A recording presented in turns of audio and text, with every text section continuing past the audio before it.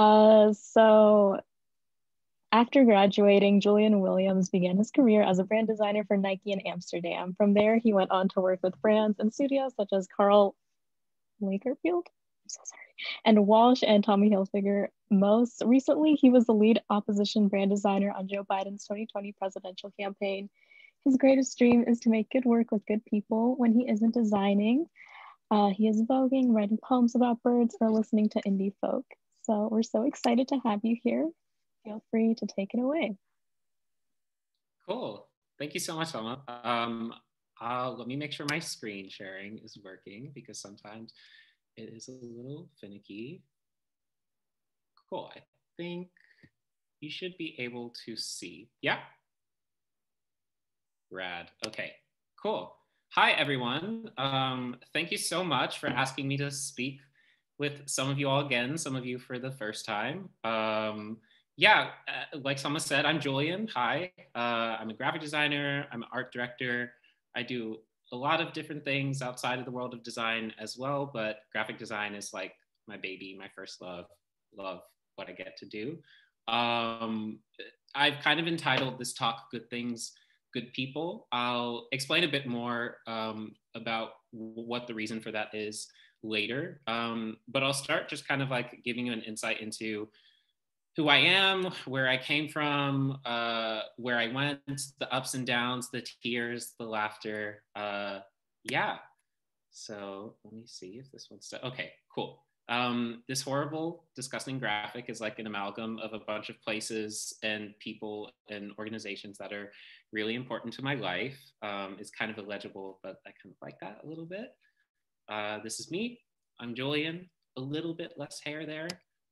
A lot less hair here. I am from the south of Germany. I was born in a place called Kaiserslautern, right outside of the village of Ramstein-Biesenbach in Rheinland-Pfalz, Germany, which is a lot to put down on paperwork.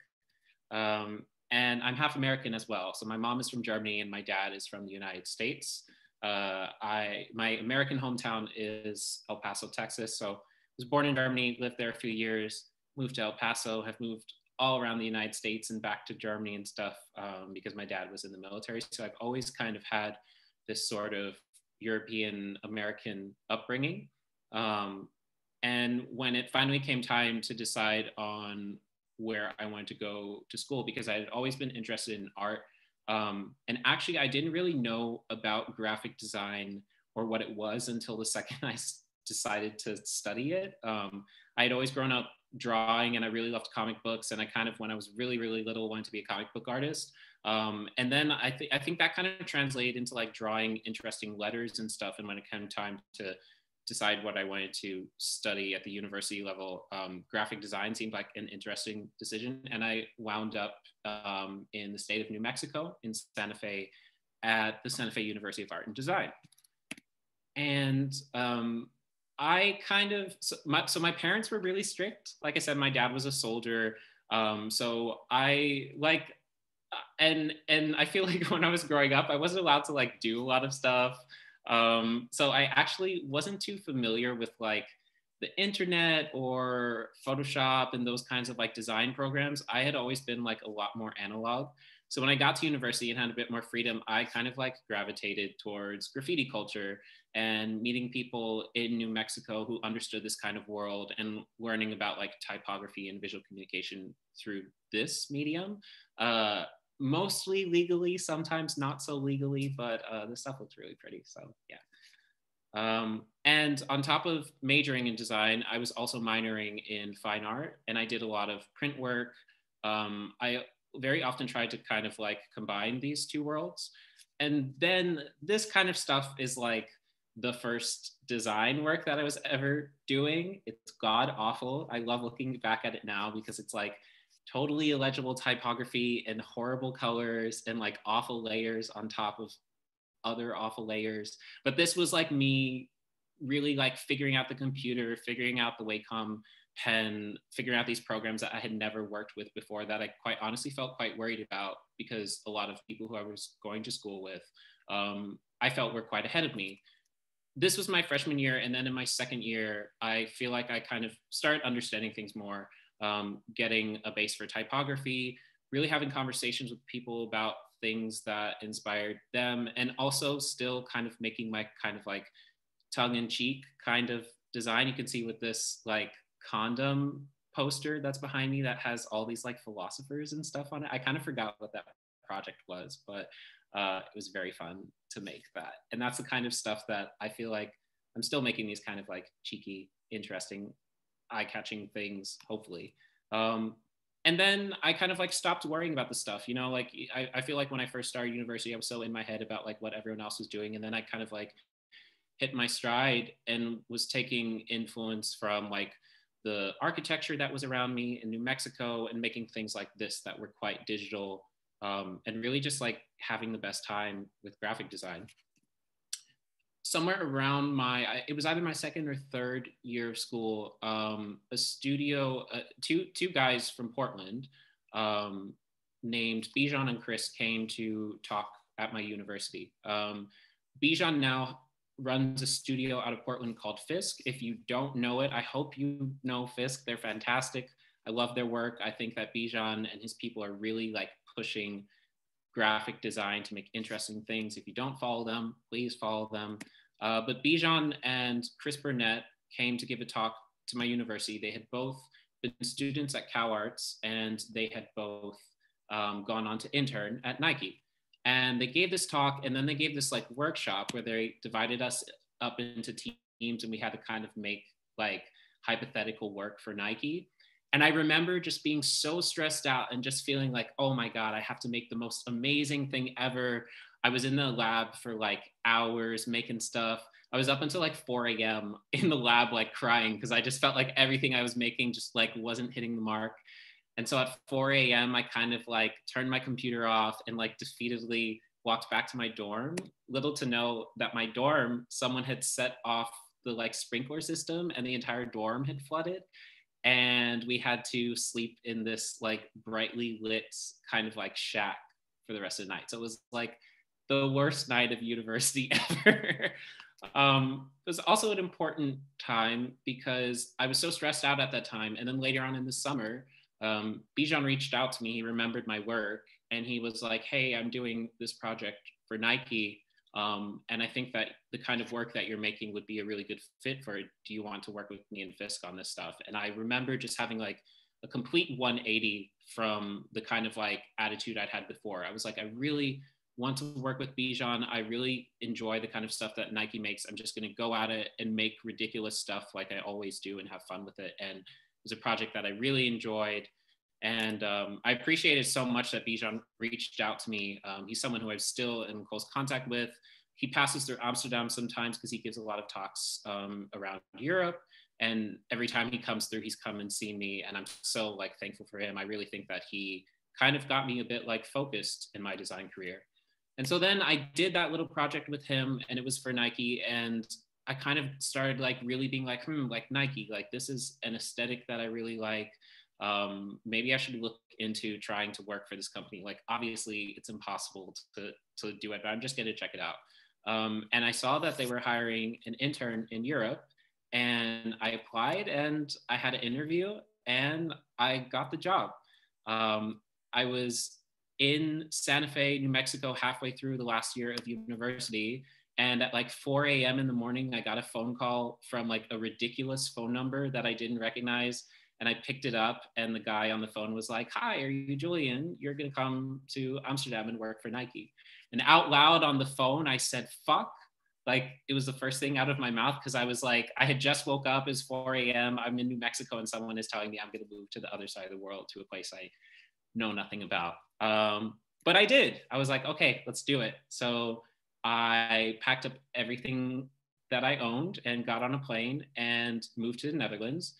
This is a picture of the very first shoe I bought on my first day of Nike with my lovely 45% employee intern discount. I also want to point out that I was doing Zoom calls before they were cool. So this is a picture of my thesis class in university, and my professor Luke set me up on this kind of like screen so that we as a class could continue having critique and discussion, and it was so jokes. Everyone was just like constantly sending me screenshots of me making like the dumbest, most awful faces. I felt really like, oh my God, I need to like act right, because if I slip up once, someone's gonna catch me on camera and send it to me. It was quite entertaining though. And at the same time as doing my thesis, I was interning for Nike, and I feel like I had a really difficult time. My internship was for a year, and in the first months, kind of what I've told people is I had to figure out like how to navigate being in Europe and interacting with European designers, and at the same time like working for this massive company. And I remember in the first few months just feeling like this intense pressure, really feeling that like imposter syndrome that I've heard so many designers and especially interns describe. But I kept at it. I really made sure that I was like trying to gather as much information as I could from my team who had been working for years. And I feel around like maybe halfway through my internship, I really like hit my stride. I started thinking back to the exercises I was doing as a student of combining like analog and digital design together and just having fun with what I was making. I really like at the time started thinking, you know, at the end of the day, I love graphic design and I'm getting to work for this place that I love as well. And I need to approach the work that way. And I think that's going to make the best work. And I feel like at the time it did. I was really happy about that. So then a few months pass. I fly back to the United States to finish my degree. I never paid for my graduation photo, so I stole this like watermarked insane photo of me from my graduation online. I also thought it was funny because someone painted this on the like old graffiti wall that I used to like mess around at. Still don't know who did it, but I love this photo because like I was like, well, I'm getting on a plane back to Amsterdam, so you can think whatever you want about me. It's all good. So I go back to the Netherlands and I continue doing projects for Nike. I'm still in my internship. I got to work on Nike. One of their teams during the World Cup was Saudi Arabia, and we had this wonderful project where my art director went to Saudi Arabia and gathered all these like visual resources into this fantastic photo shoot with these Saudi Arabian influencers and the football team there, and brought back like Polaroids and stuff of visual references. And I got to make these patterns that combined football culture and that culture as well. And it was a really wonderful, like exciting worldly project. And then I finished my internship. And at the time I was like, oh my gosh, what now?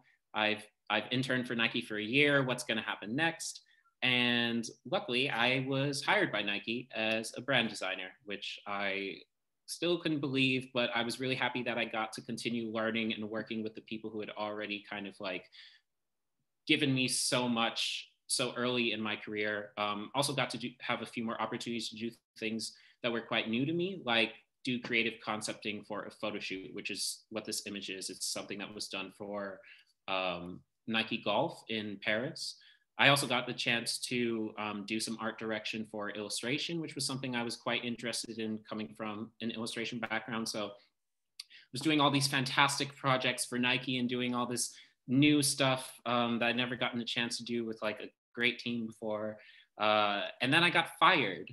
I got fired from Nike at the age of 22, and it sucked. It's very funny to think about now, but at the time it was like the worst.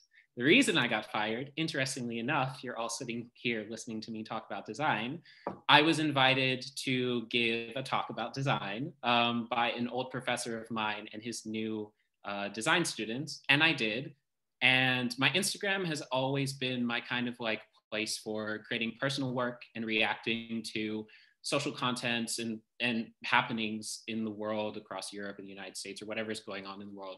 So I made this poster based on that phone call that I mentioned before when I got my internship, and I put the Nike swoosh on top of the word fuck, and I gave the talk. I think I posted it like on a Friday. I came into work on Monday, worked all day, and then I get called into like the back office of Nike, and my boss is there and he's just like, yeah, Nike has a zero tolerance social media policy. We have to terminate your contract. You have to give us your laptop. You have to give us all hard drives, and you can't go back to the office. We have to bring you your stuff.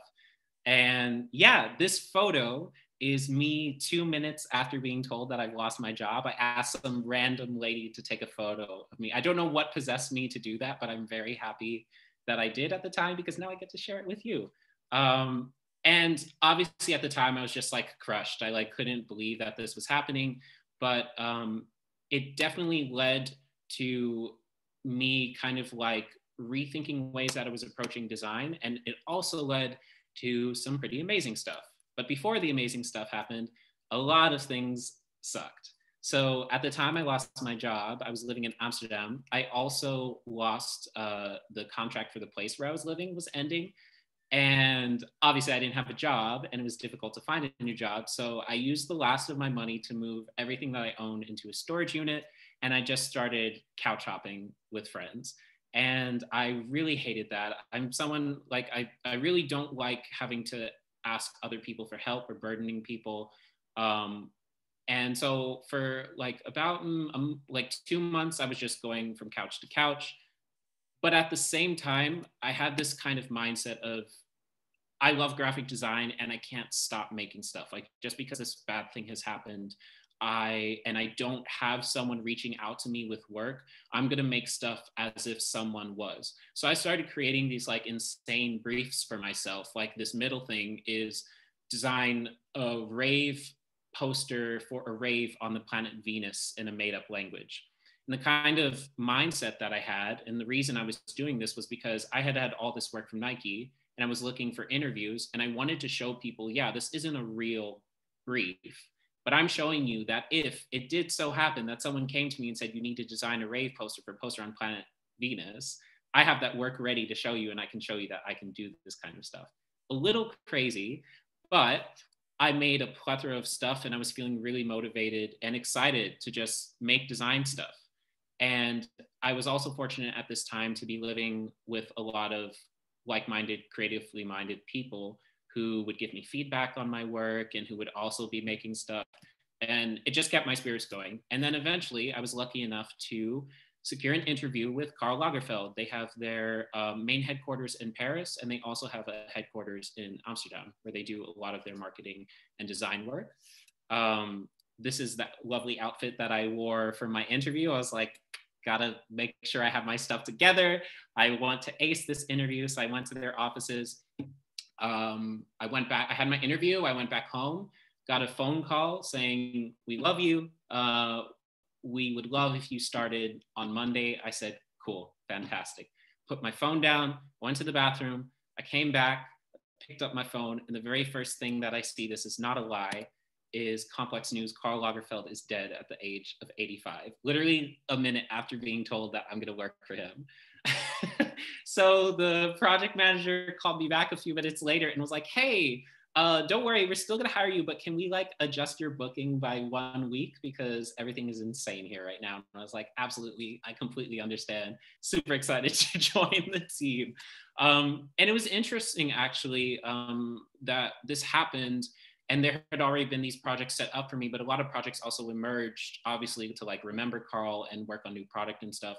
But I loved working with the team at Karl Lagerfeld.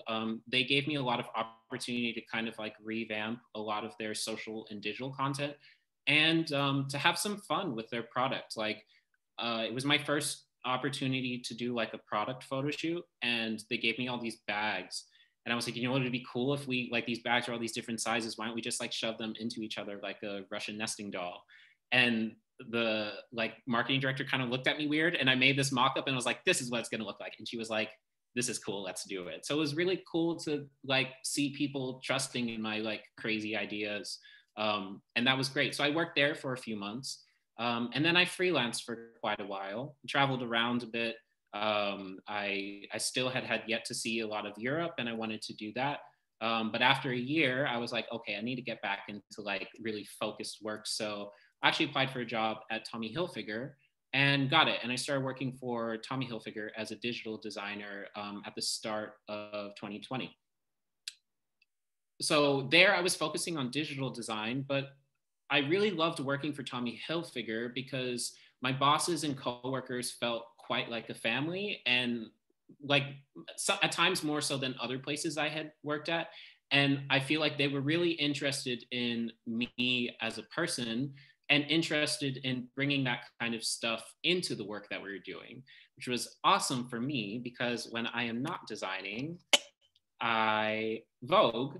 And for people looking at this, not understanding what the hell is going on, voguing is a culture and community that began in New York City. It was started by queer people of color in New York.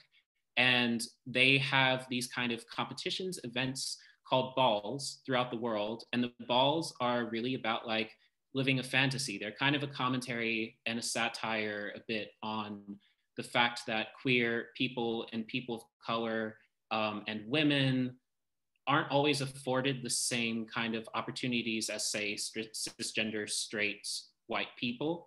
And the balls kind of allow us to live that fantasy, to be like, I'm an amazing performer. I can walk a runway. I can create an outfit. I can do all these things that maybe you can't do.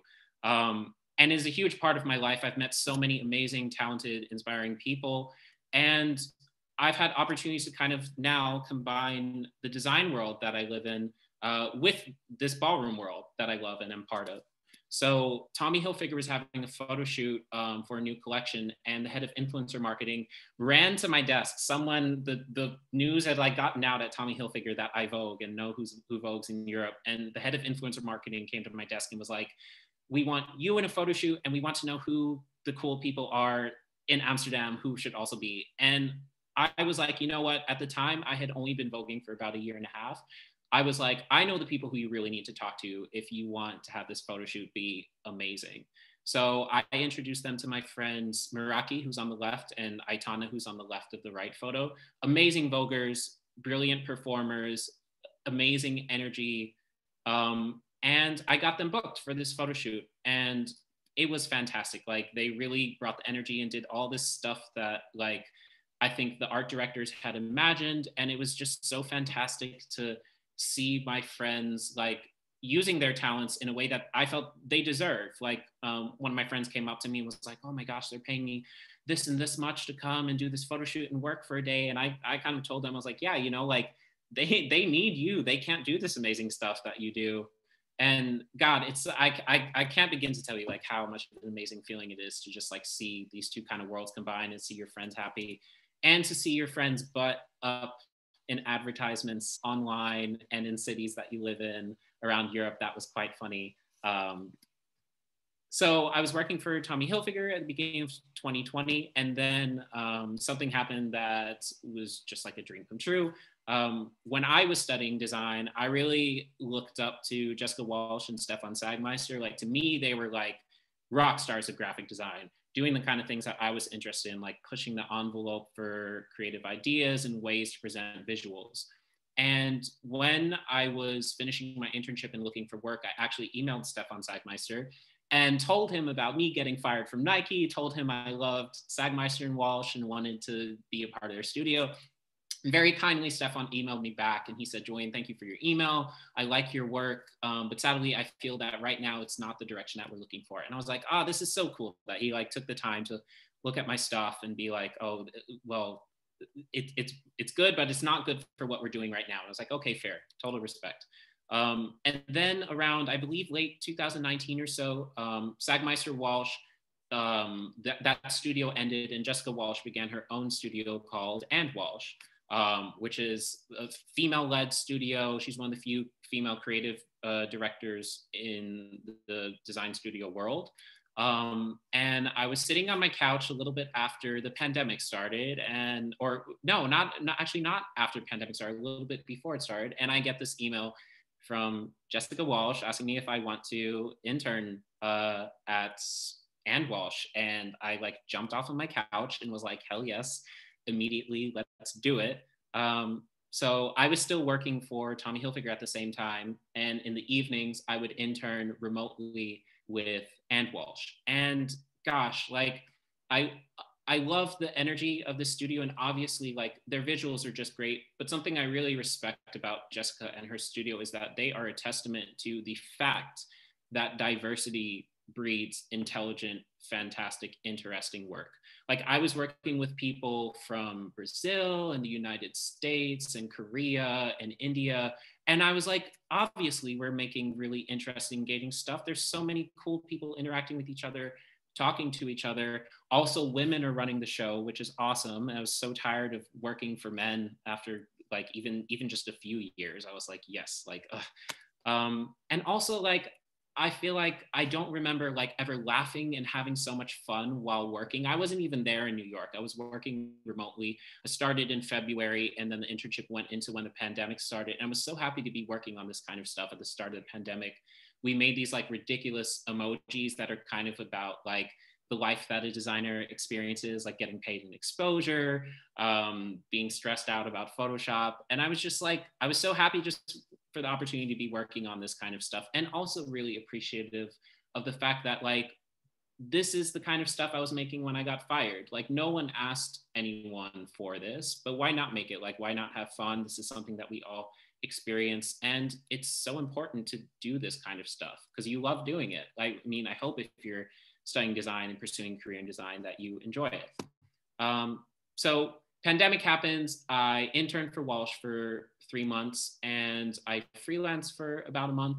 And then I get an email from the creative advisor of Joe Biden's presidential campaign asking me if I want to have an interview for a role as a designer on the presidential campaign. And I was like, hell yes, I hate Donald Trump. I've been making political work on my personal design feed for years. Let's have a talk. And it was so funny. Robin Canner was the creative advisor for Joe Biden's campaign. Fucking scary, smart, amazing, talented woman. In my interview, she asked me, how do you feel about designing stuff attacking the president? And I was like, ooh, let me tell you, like, not only do I feel perfectly fine with that, but I've been doing it for a while. So I have plenty of cheeky Instagram posts to show you. So I was hired as a designer. And after a few weeks of work, I was actually promoted to lead opposition designer. So I was in charge of creating the art direction and then working with the team to execute all the content that directly attacked the president, talked about how he wasn't doing his job, talked about how the American people, how lots of majority of American people felt about the president. And it was a really interesting opportunity to use my design, but also enter like the world of strategic thinking as well. And I really appreciated working on the campaign because I feel like a lot of the cheeky kind of thinking that I was doing when I was making graffiti art illegally in New Mexico now got to be used for this incredibly important thing in a rather serious way. And it was just really interesting to me, like the jump from that to that, but that the thinking that I was doing was the same.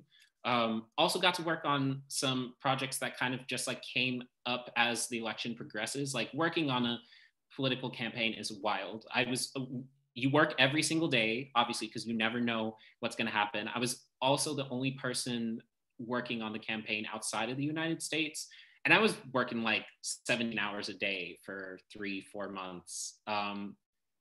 But the team that I was working with was really inspiring. And we got to do things like this kid, I forgot which state he lived in, somewhere on the East Coast of the United States, had made this Instagram account called like Team Joe or Vote Joe or something that had garnered like 100,000 Instagram followers. And then the campaign bought that account from him. And we did this rebrand where it was like a design playground for us. I actually proposed to the team that we should approach this like a playground. And then I got put in charge of the art direction for this account, which was so refreshing to work on during the campaign because you were working on all this really depressing stuff that was attacking a person who you just like hate.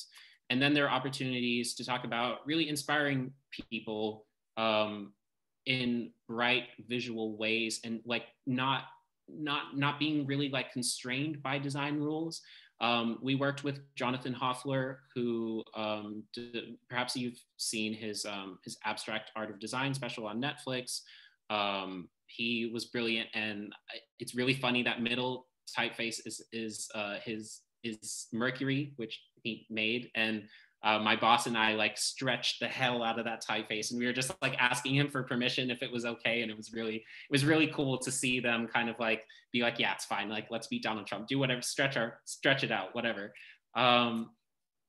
This is what my desk looked like for many months of the campaign. It looks like I'm trying to murder Donald Trump. All that's missing is like the red lines. And really insane stuff happens while we were working. Like I always say the wildest thing that happened for me, it was 4 a.m. when the vice presidential debate was happening. And the debates were interesting. And debates were kind of like my baby as well, because we had to literally concept, design, and share out to like the former vice president's Twitter, Instagram accounts, like content based on things people had just said like 3 minutes ago. So it was quite stressful, but it was interesting to work with like this team that ran like a well-oiled machine. And when that fly landed on Mike Pence's head, I just remember my boss like yelling to one of the other designers, get the typography on that fly swatter. We had found like a union sourced American-made fly swatter, our merchandise team. And then our designers had put this typography on it to be put on the website to be sold, like minutes after a fly landed on the vice president's head. And by the next day, we had sold 35,000 of them, which like is very important to a political campaign. Like any opportunity to kind of like reflect on a moment where there's opportunity for visual communication can have major influence on things like a presidential campaign. And I thought that was quite interesting. It was a very ridiculous moment, obviously, but there are like real world impact from moments like that. I also had kind of like another full circle moment when I was asked to design these posters during the campaign that would go up in major cities in the like last months before election day. And what I didn't know was that they were wheat pasted next to posters from Shepard Fairey's company, Obey. And Shepard Fairey had done a mural at the university and had like a few kind of like wheat paste and stuff around the city in Santa Fe. And he was someone who I was always like, oh yeah, this is like graffiti, graphic design, like melding those worlds in the way that I really love. So it was really like wonderful, and I felt so like humbled to see this work next to his. And that's kind of what I've been up to since graduating in 2017. Now, I think I would be a huge jerk if I just talked like about myself and the work that I've done and didn't give you something that you can then take and plug back into your own work and into the world of design and potentially in the world of socially impactful change. So there are kind of like three things that I think about, that I've been thinking about design lately, that I kind of feel like I wish more people had emphasized this to me when I was a student. And I think that they can be helpful to you if you're entering into the world of design, if you're about to go into like the career world of design.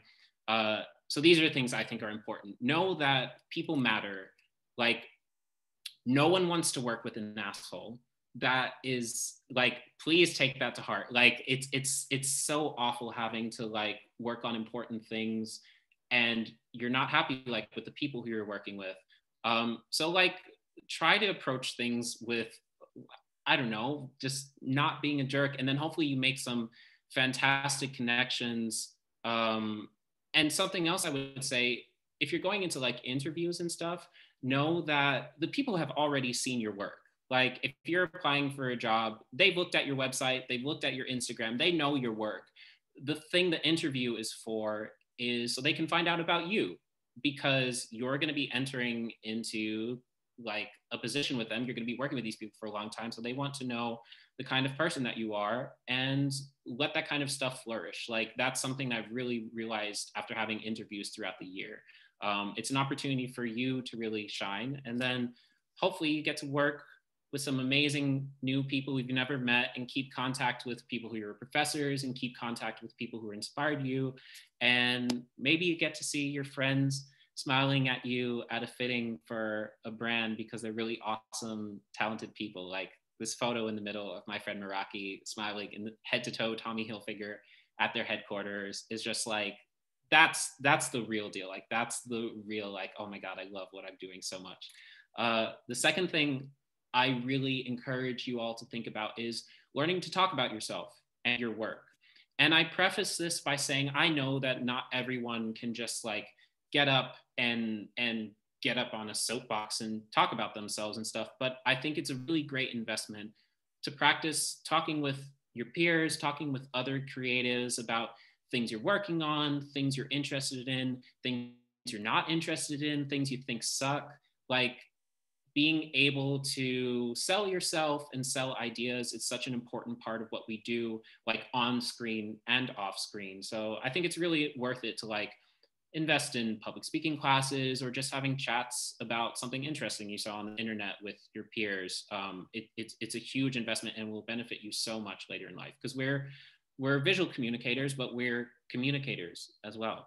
And kind of the last main thing is like, please, for the love of God, make stuff. Like, I'm always surprised when I meet like older designers and they're kind of just like I don't know. I'm really excited by graphic design, and I think it's important to like make things not because someone's paying you to do it. Like, make stuff just because you saw something you thought it was funny, or make stuff because you think it's important to talk about a social issue. You know, like, remember that you're doing this stuff for a reason. Like, you love what you're doing, I hope. And that's the kind of like way that I approach just my personal design practice. I try to take a lot of influences from songs, from speeches I've heard, interesting conversations I've had with people. Obviously, talking about issues going on in the world is very important to me.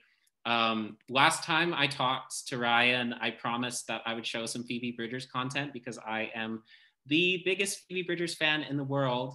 And last week, I think, very weirdly, she was in a shoot for Gay Times magazine. And the dress that I'm wearing right now, I designed with an Amsterdam company called Daily Paper. And she was wearing the dress in the photo shoot, and I had no idea. I didn't know this was going to happen. And I was just like screaming in my apartment, like, this is my favorite musician on planet Earth. And she's wearing something that I've worked on. It has a quote from Maya Angelou on it. And it was just like the coolest thing. That's relevant to what I was saying before, but that's your little Phoebe Bridgers content for today, Ryan. Just had to get that in there. Fantastic artist. Punisher album of 2020, #1 album of 2020. Let's get Phoebe Bridgers a Grammy. And yeah, like I was saying before, aside from like the fun stuff, I think it's very important, like, and at times, like, we have a duty as communicators to communicate visually. I mean, that's kind of in our job description a bit. And I like to use that as a way to inspire myself to create work and to inspire other people to inform themselves about things. I mean, like, I'm a queer, young, Black, multicultural person who's affected by so much stuff in the world. I feel I'd be doing a disservice to myself and the communities that I am part of by not taking the thing that I do and trying to talk about that kind of stuff, inform other people. And I take pride in working on this kind of stuff, and it gives me an opportunity to, as I said before, make things. And hopefully sometimes the things that you make lead to better things in the world, like certain people losing their job. That's a little fun. And the last thing I'll leave you guys with, so I told you those are kind of like the three main things that I'm like, oh, I wish that I had thought about that more when I entered the world of design. And I will finish you with what's inspiring me right now. So my dad, like I said, he is American. He served in the Army for 30 years. He told me he joined the military when he was 17 to get money to go to art school, and he ended up just staying in. And 2 years ago, he retired from the Army at the rank of Command Sergeant Major. And this is my dad with me on my first day of university with a lot less hair and a horrible homemade t-shirt.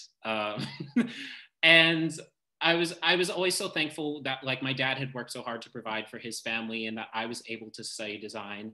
And now I'm super inspired because my dad at the age of 50 has decided to start studying graphic design. And this is me giving a talk to my dad's class in Colorado. His teacher invited me to talk about the work that I do and things that I'm interested in. And I'm just so inspired that my dad, like, was interested in this thing and kind of has, like, lived his life, but not really. He still has so much more life to live, and we all do. And like, this is such a like fortune cookie kind of thing to say, but it really is like never too late to do what you want. And now I get to have amazing conversations with my dad about something in my life that I love so much and that he loves so much. And yeah, I feel really fortunate that I've kind of been able to have this journey, and I get to be a part of his design journey as well, and teach him the kind of things that I get to share with people around the world. So yeah, that's it for me. That's where I've been. That's what's up right now. And yeah, thank you all so much for your time.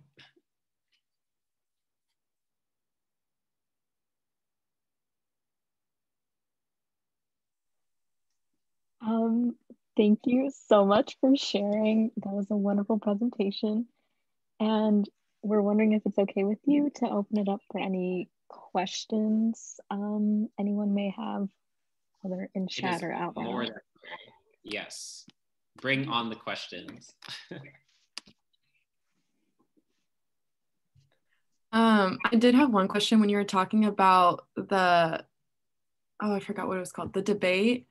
And it was, you made that fly swatter like in a matter of minutes. What is that like to like work so fast paced and then like not in the same physical space? What's interesting is there are several things that like made that possible. One thing is a design program, which I'm kind of like plugging to people because I think it's so amazing. It's called Figma. And it's almost like, okay, yeah, people are shaking their heads. Good. Everyone should know what Figma is. When I started the campaign, my boss was like, can you use Figma? And I was like, I have no idea what that is, but I'll do whatever you want me to do to beat Donald Trump. And it's, for the people who don't know, it's kind of like it's like Google Docs for design. Like multiple people can be in a file designing. So that was one thing that let us design rapidly. Another thing is that we had done mock debates before. Like my team and I, we went back and watched debates from previous years and live reacted to them as if they were happening in real time, which is something I'm so happy that we did, because it really prepared us to be like, let's see how we can concept stuff. Like we had like images and stuff prepared of people before, cut out the kind of applications that I had developed for opposition branding with like the grays and the heightened noise. We had already had those applied. So then when it came time for the real debate, it was like, what's the concept? Someone slack it to our boss, approved, get it onto the Figma, get it exported in like 2 minutes. And obviously it's a little stressful, but certain ideas are like bigger than other ones. So some stuff gets dropped and you focus on stuff that you think is like really impactful. It's a lot of strategy. And I think people were in the right place to execute that stuff. Like I felt quite comfortable concepting ideas for opposition content, and then worked with other designers to get it made, get it out to the public. So pre-planning is very important for that kind of stuff. Sounds like a sport, but like design. Yeah, exactly.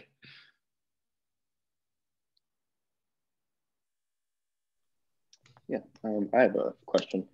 I've already asked this week, actually, to another designer. So for those of you who have already heard it, just bear with me.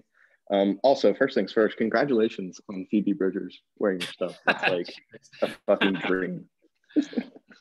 But yeah, so I feel like something that we really try to cover in our education is the ability to articulate a defense of the choices that we make, excuse me, when we design stuff, whether that be written or verbally.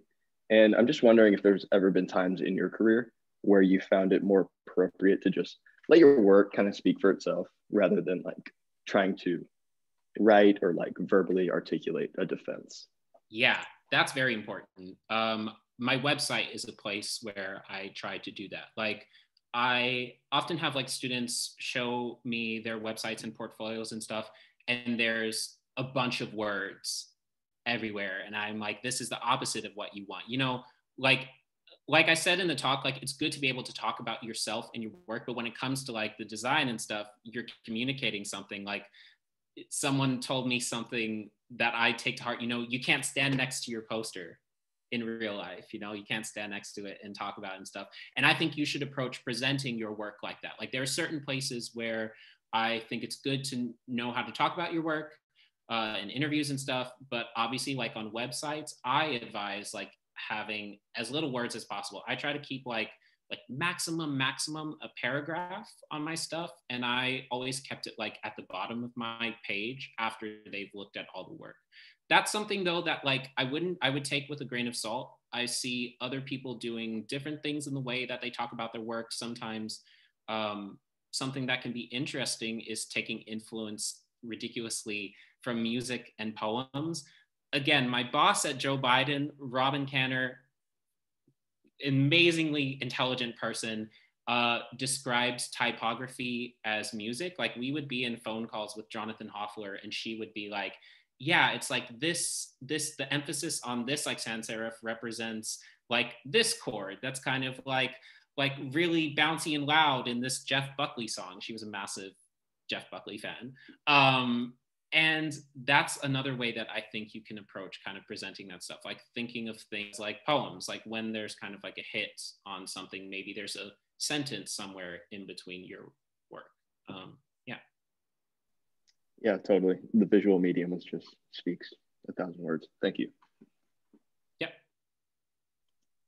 I guess kind of going off of that, how you mentioned, like with your website, you don't necessarily put like a lot of writing. So something else that we're learning with is like our cover letters and CVs right now. So it's like your extensive, or cover letters and resume. Why did I say CV? It's fine. Like when you're listing out like all of your jobs, like how much, like do you put like just a little blurb, or like how detailed do you get with that as well?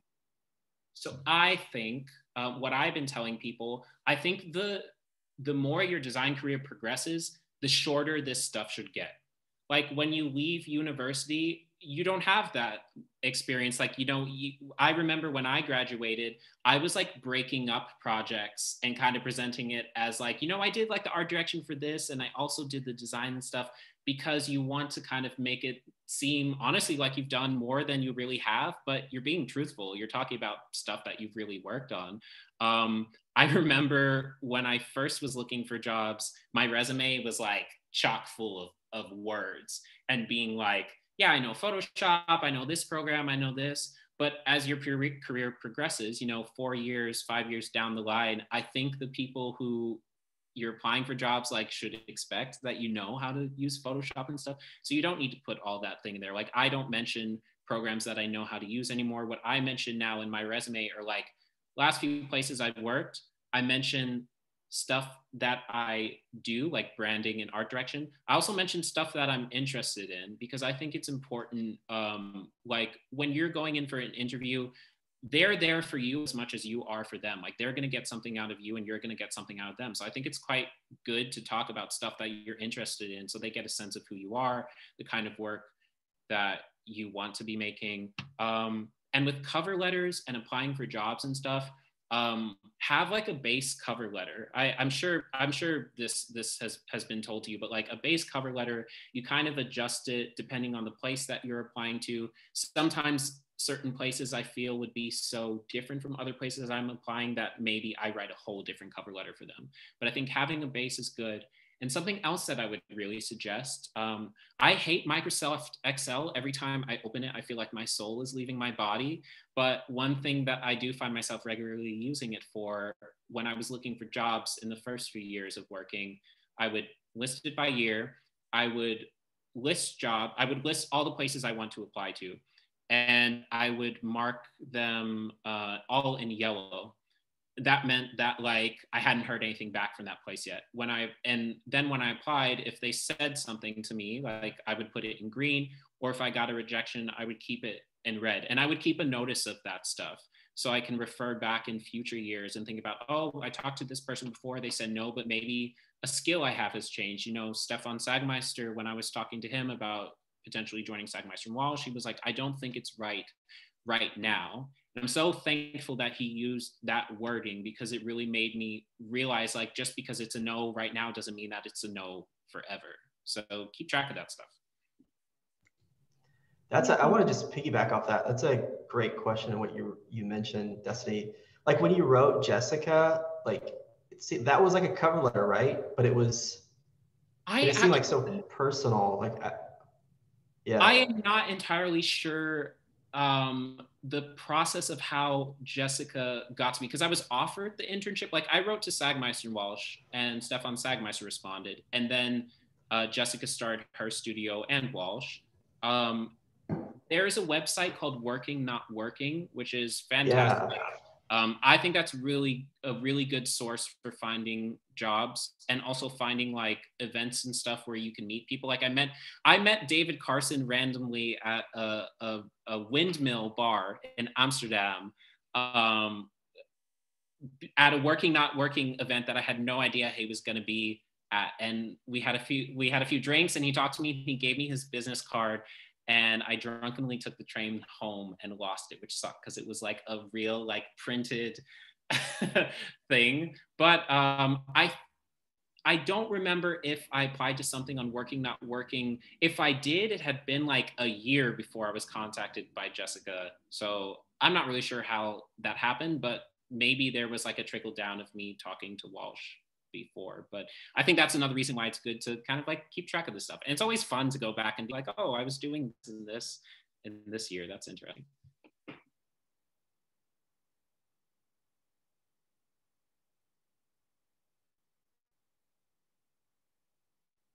I guess I have okay.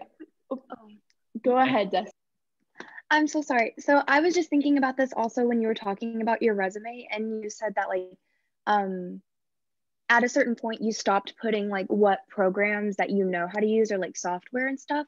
And do you feel like you made that transition after kind of like establishing yourself more, like having more experience, versus like us starting off, like we should list that out? Yeah, I think that's exactly right. Like after, I think the thing that like spoke for the skills that I have was like the list of places I'd work and the positions I'd had there. Like I'd been like, oh, I'd been an art director at this place. I'd been a designer here. So then they understand like, oh, he has his chops in this. He can do brand design down. So I didn't feel like there was a need to be like specializing in like specialty brand design, like Photoshop, this and this. Yeah, like I said, I think as things go on more and you start working at places, stuff becomes less necessary, and it become like the interviews and stuff become more about like the work and you. Like I think there's some people who don't even like have an official resume. They just like talk to people. Not that I don't suggest that. I definitely have a resume to share, especially at this point. But yeah.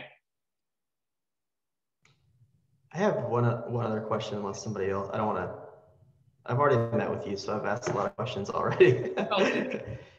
Hey, so like my question is like the way you approach work, like from like a social cause poster series to, I don't know, like thinking about like a space in Meow Wolf.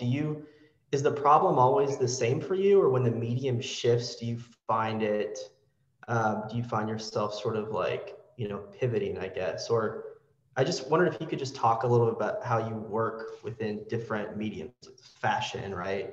Or, just in general.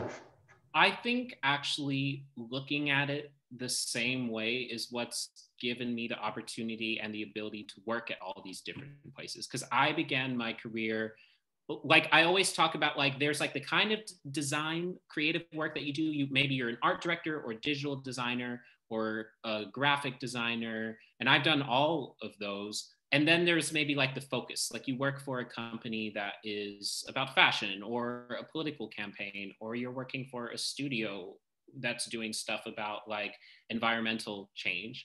I think because I've looked at all this stuff really from the basis of like visual communication and weirdly selling. Like I started working as a brand designer for a fashion company. And at the end of the day, do have to recognize I'm either like selling clothes or an idea.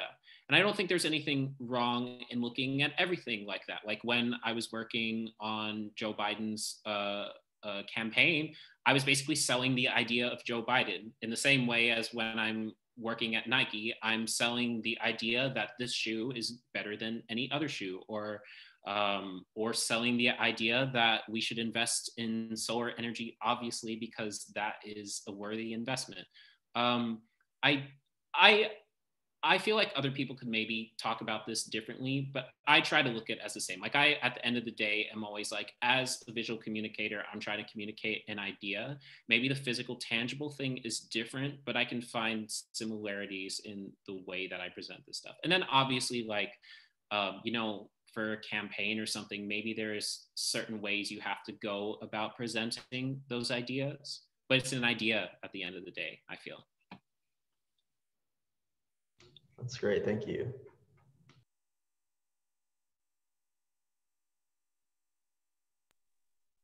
Okay, I was gonna say, I feel like all this has happened in your life in such like a short span of time, like relatively. So like, do you like that? Do you like that you've been, I feel like jumping around, or do you see like benefit to that? Do you see benefit to like staying at a firm or like somewhere long term? This is an interesting question. No one's asked me this before, because I have been thinking, I'm like, oh yeah, I graduated in 2017. It's 2001 now. I think sometimes maybe we like put too much weight on that stuff. I also lately, I have seen the good and the bad of like hierarchy. And I'll just be straight up, because now I feel very comfortable talking about this stuff. Like, Nike is my favorite brand in the world. I love it. I love the visuals they make. I love the ideas that they present. Internally, I am not a fan of the way that Nike works. I think that they have a huge hierarchy problem. They have a huge problem with being run by straight white men who aren't very open to hearing ideas from other people. And that's something that I think is setting their brand back. I feel like actually I'm really happy that I got the opportunity to work at Nike and then work at Walsh, because it's like the exact opposite. And I got to see like people bouncing ideas off each other, and also no one caring about someone's quote unquote rank in the presentation of an idea. And that's something that, coming back to like the idea of time and stuff, makes me realize it doesn't really matter. Like, if an intern has an amazing idea that's going to like shift the way that a product or something is presented, that is valid. And it doesn't matter if the creative director has another idea. You go with the idea that you think is most interesting and the best one. And I've been thinking about that recently, because I have felt kind of like, oh, am I like 4 years into career? Like, am I like, is it okay that I'm here? And I think that the relationships that I've established and the people who have like given me the opportunities to express design ideas and stuff make that kind of stuff valid. I would also say I have kind of felt a bit of the world of being somewhere quite steadily. Like, I worked 2 years at Nike, first job ever, saw like company culture and stuff. I also worked with someone who had been working for Nike for like 15 years, literally since he graduated from university. He'd always known that. And he loved what he was doing. He was doing his thing. You know, there is kind of no right or wrong answer. I think it depends on the kind of stuff you want to work on. Like, for example, right now, I've worked in fashion, I've worked in politics, I've worked in branding, and I love all of that stuff. And I want to keep doing a bunch of different things. I just want to work on things that I think are cool.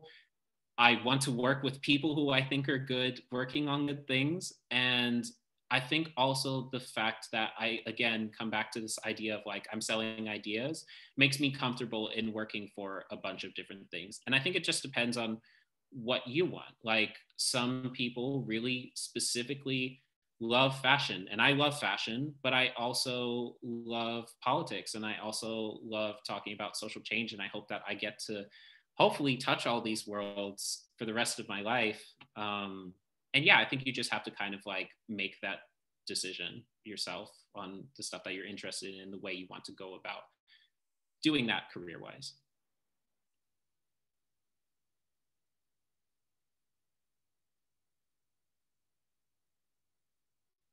Come on, I see the questions burning. Okay, I have a question. I was trying to word it out, so bear with me as I stumble over it. So like you with Nike, you using your Instagram, posting what you want, and Nike's like, haha, zero tolerance, you're out. So that I was guess like on the letter that they gave me, like my removal. They're like, haha, you're out. yeah, they're like, bye. So I guess just like, because something that I've always like been in my head about is like, oh, whatever you post online, your social media, like the companies that you're working for is gonna look at it, they're gonna analyze you. And it's like, it feels in a way like a bit limiting to how like open that you can like use your platforms without the fear of like a company being like, I don't like this, stop that. But it's like, and so with that, I'm wondering like, as you've continued to grow, like I've just been having this mindset of like, I'm gonna put whatever I want out there. If the company doesn't fuck with it, I don't fuck with them. Or like if they don't align that way. So I don't know, like what is your mindset behind that? Yeah, I can talk about that a lot. I think I've always had that mindset. I think it's good to have that mindset. I definitely have that mindset now. I think the important thing is about recognizing where you are at a certain time. With the stuff that happened with Nike, I would not change what I did. I still don't think that what I did was incorrect. I think it was dumb. I think at the time I wasn't thinking about the fact that I'm working for this massive company and there might be like things in my contract that make them worry about doing something like this. I don't think what I did was wrong. And I don't think that the way that they went about the outcome was correct. That being said, I was an intern and I hadn't had the kind of like opportunities in career in establishing stuff that I've had at this point now. On the flip side of that, I think you are completely right in being like, if you don't align with me on like ideas and values, go fuck yourself. I was giving a talk and a student asked me, oh, what if like you're offered a job and you know you kind of don't like agree with like their values, but you know you're just out of university, you don't have any work, should you take it?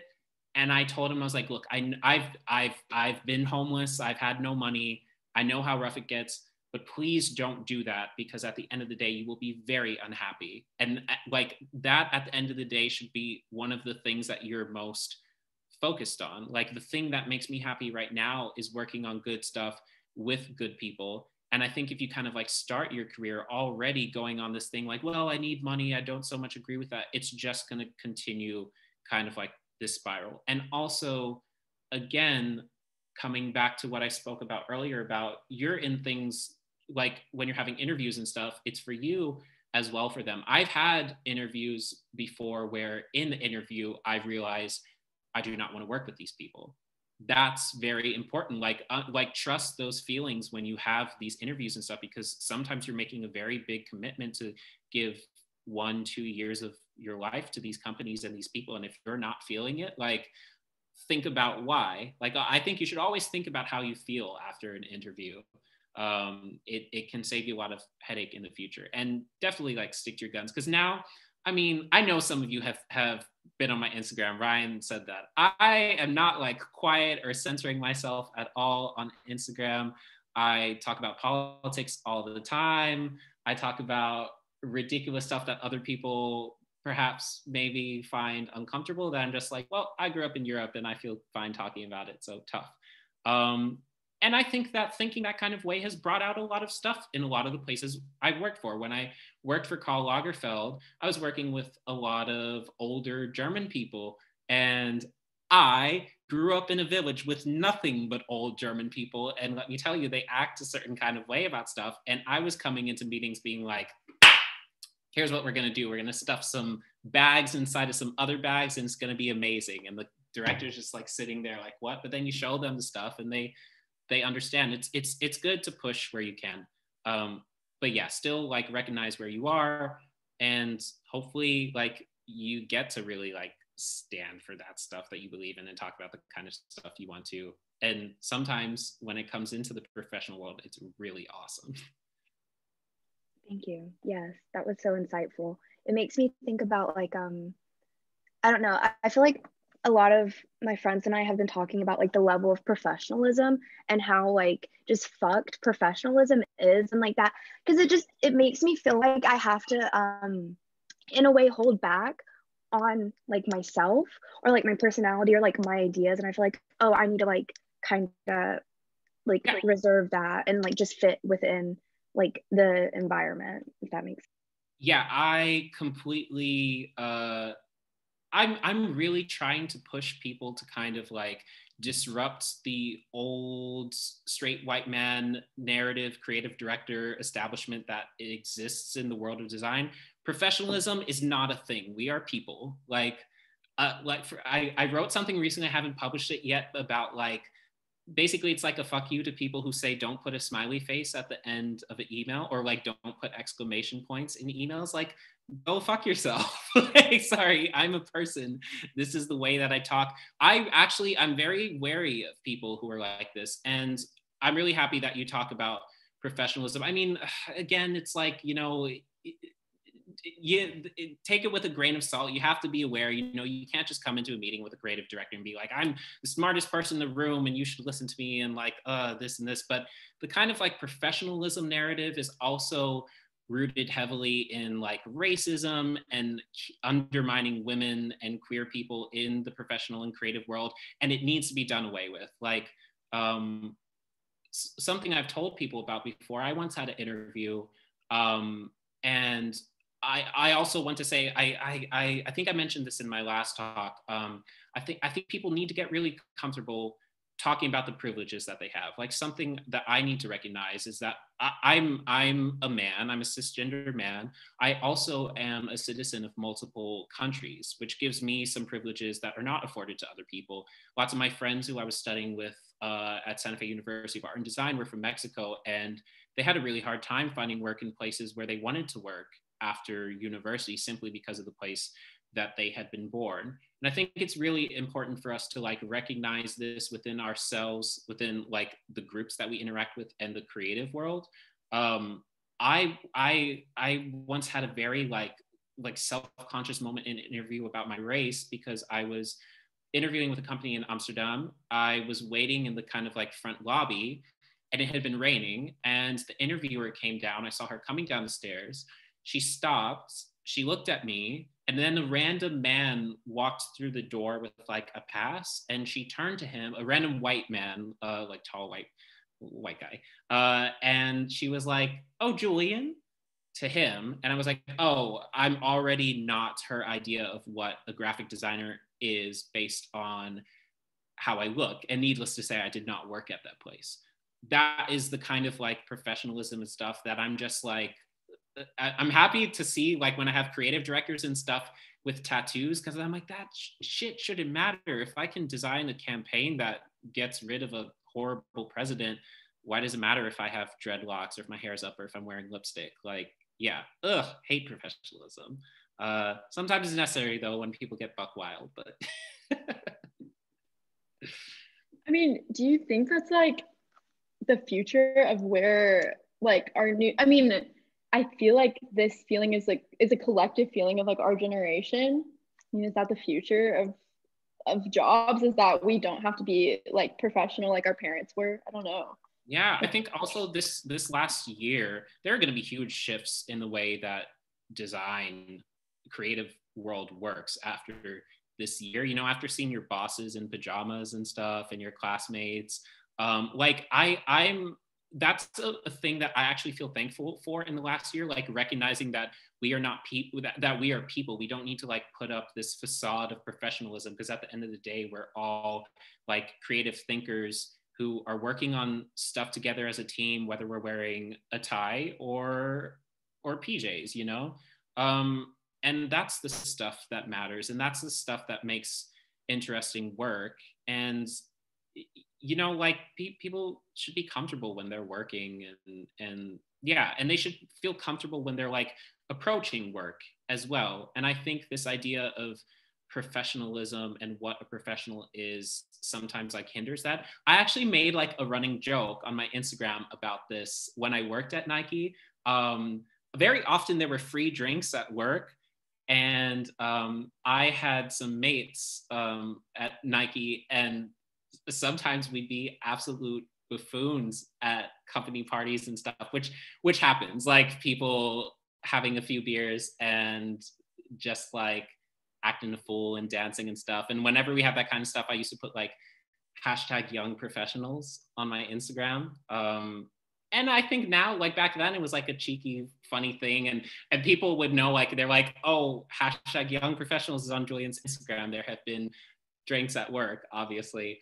But now I look back at it and I think it's quite funny because like we were doing that stuff and we're still kicking ass, making interesting things, like making work that we felt was important because we were young designers with a point of view that I felt was important to bring to that company and to our senior leadership, and hopefully they listen to us when those like opportunities came up. So yeah. I have another question. Again, it's not fully well formed, so I might just talk at you. Okay.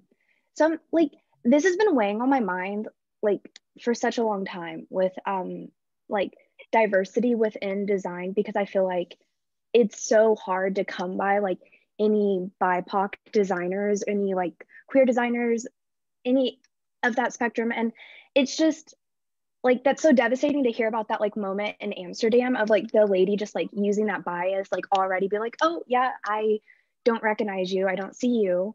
And like, I don't know. Oh my God. I started babbling and I just went, so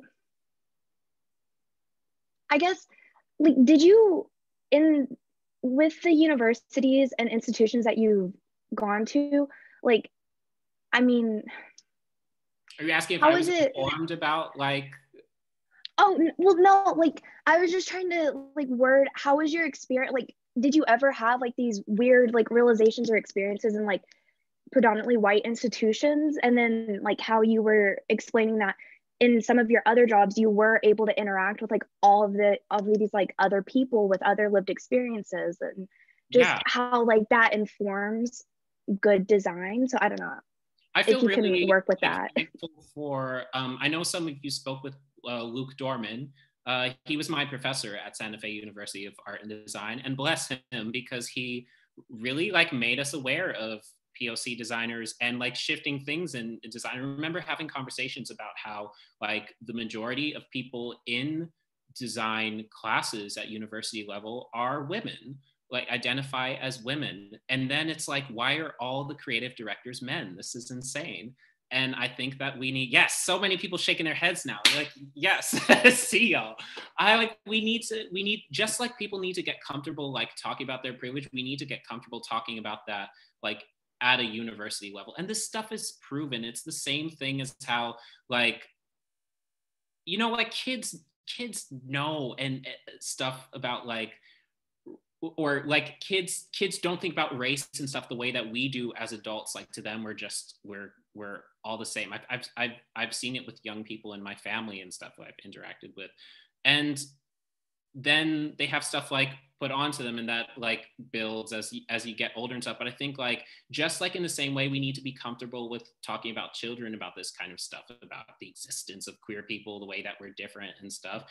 At the university level, we need to have honest conversations about, like, I once weirdly had a dream where I was like at a design talk and the speaker was like, put your hand up and imagine a graphic designer who you admire. And then he was like, put your hand down if that person was a man.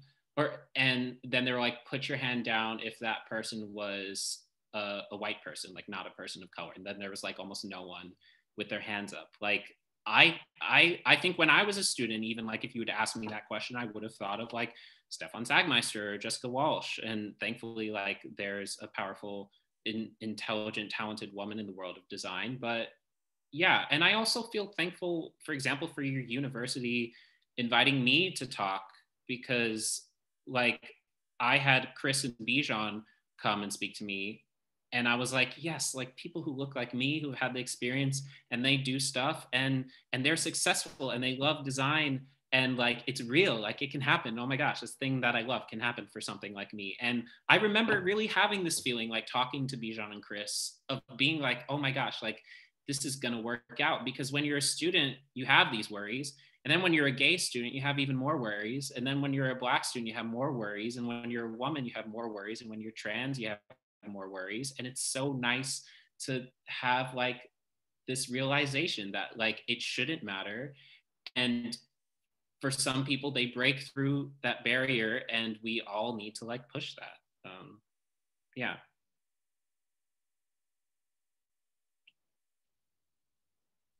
Thank you.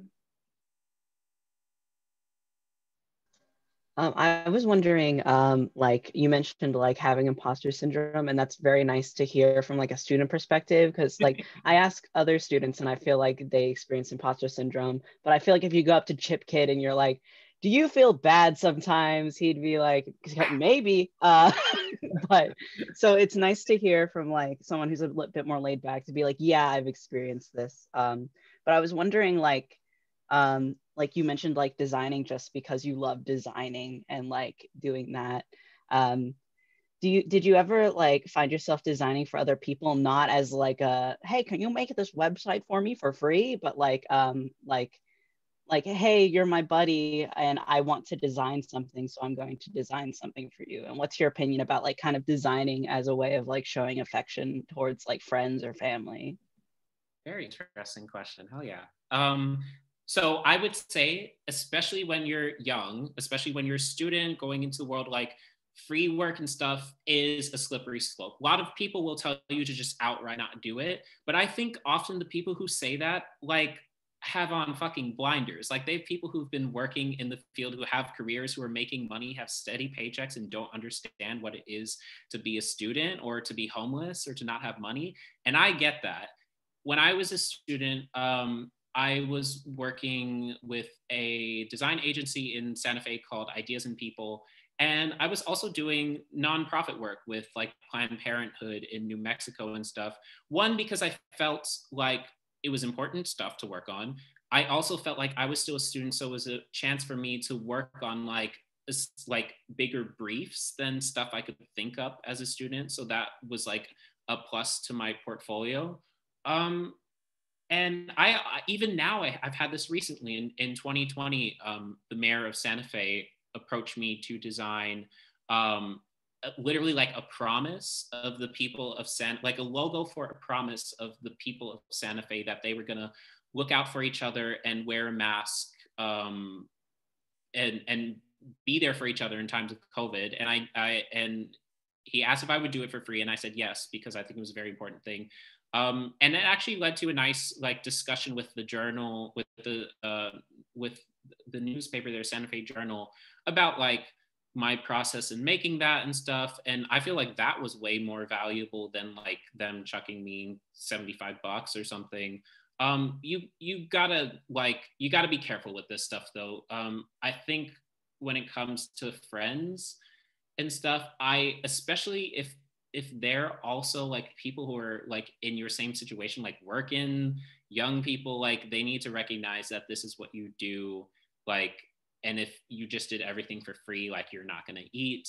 And I've had situations before where people like want me to do something free, and you will have this. If you haven't had it, you will have it at some point for sure. Someone asking you to do something for free. And I feel like it's a respect thing.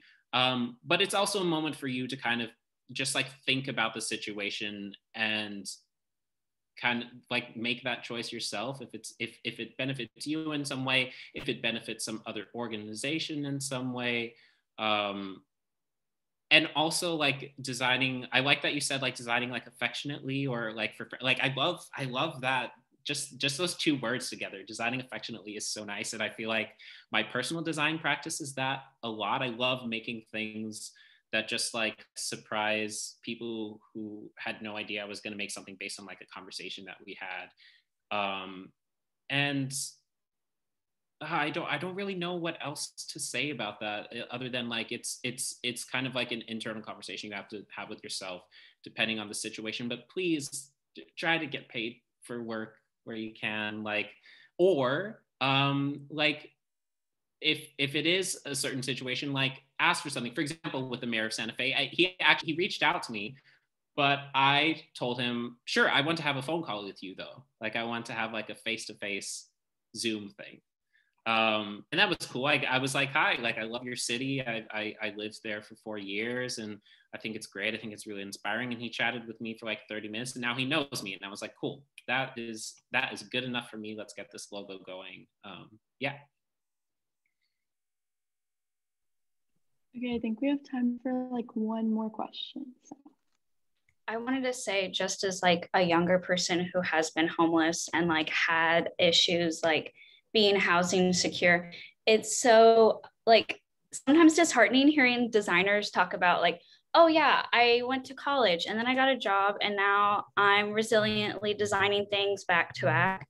But like your like honesty and energy talking about like transitioning and still staying inspired is like really appreciative. How do you think like right now where you are, you're staying resilient and like looking like positively at design since you have been like in the political aspect, which is like sometimes stressful? I think that I had something to say and I just lost it. 1 second. How I'm staying resilient with design now. Oh, I remember what I was gonna say. Kind of coming back to how last year has shifted a lot of things. I also recognize that a lot of the opportunities I've had have actually weirdly been because of the pandemic. And I actually encourage you guys as students to recognize that. Like people are willing to have conversations and stuff with people in continents on the other side of the world. Whereas normally they'd be like, oh, I'm just gonna get an intern who's in the same state as me or town and stuff.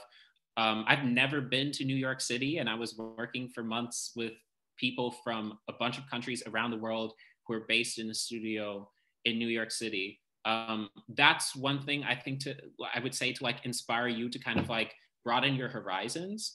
Also just on like a personal inspiration level, I try to very often have like design conversations with people. Like it's funny, like, you know, when you leave university, people like spread out and they go and do their own kind of thing. But something that I've done, I have this group of friends called the Shit Squad. It's actually just my graduating thesis class. When we were graduating my last year, we found out that our university was going to close forever the year after we graduated, and it did. So we named our senior thesis show the Shit Show, and we started calling ourselves the Shit Squad, and we kept this like Facebook group chat, and we're constantly just like, hey, look at this font, look at, oh, like I saw this interview, or oh, I'm about to work on this thing, what do you guys think? And it's just like the best. It really keeps me inspired because I meet older designers sometimes, and they're really just like, and I just do not accept that like that's the path that happens, that you just like work for many years and you become disheartened by design. And I think the things that like avoid that kind of path are keeping regular conversations about stuff that you're interested in. Maybe it's a bit mundane to say like talk to people about design, but you know, sometimes we don't put an effort into doing this stuff. It's like a language. Like if you learn a language and then you don't speak it, you're gonna forget it or lose interest. So again, like put some time into talking about your work and talking about things that you're interested in where you can. Awesome. Thank you so much. Yeah. Okay, Julian, I'm literally speechless. So thank you. I mean, so much. I'm just like, we're also thankful that you came back and did this. I'm not kidding. I don't really have like a lot of like words to like put together. Just like, this was so inspiring for us all. And it is, I mean, it's just been so amazing. So just like, know you've really, I don't know, touched all of our lives and really just like inspired us in this really unique, special way from literally the other side of the world. It's crazy. I'm getting sentimental. What? Okay. Thank you. Anyway, yep. So yeah, I don't know if you have any like final closing things to say, like, but you've said so much already. So yeah, I guys. talked a lot. No, I'm really thankful for your questions, y'all. And it's nice that like, ooh, that designing affectionately thing. I'm gonna take that to heart. I want to make something with that. It's a nice little phrase, I think. Yeah, just keep talking to each other about stuff and take a little inspiration from ridiculous conversations you have from people and funny shit that's going on, serious shit. And yeah, thank you all so much for your time. Okay, thank you. Thank you, Julian.